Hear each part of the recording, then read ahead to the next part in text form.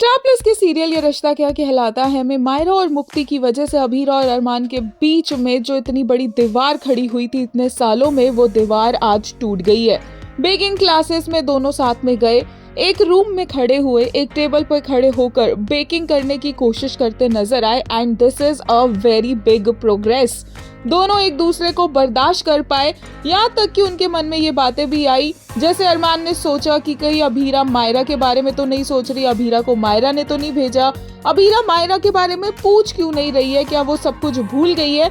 वहीं दूसरी तरफ अभीरा अरमान से सब कुछ हाइड करती नजर आई कि कैसे उसे मायरा के बारे में पता है, मायरा ने ही उसे यहाँ पर भेजा है। बट जैसे ही अभीरा को चोट लगी, अरमान सब कुछ भूल गया और उसकी चोट का ध्यान रखता नजर आया।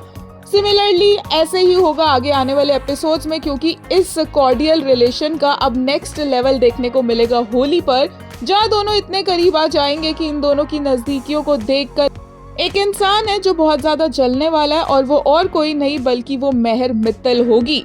लेटेस्ट एपिसोड देखकर एक यूजर ने कहा, between them what hurts isn't the silence but everything that was left unsaid. एक ने कहा, no matter how upset, hurt और angry he gets, love always finds a way to spill through. Arman isn't someone who can hate the people he loves, nor can he bear to see them in pain.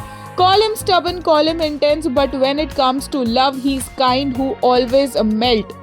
एक और ने कहा, the moment Avira got hurt, Arman forgot everything else. His only concern was easing her pain. That's the beauty of his love. It's quite effortless and shown through his actions without expecting anything in return.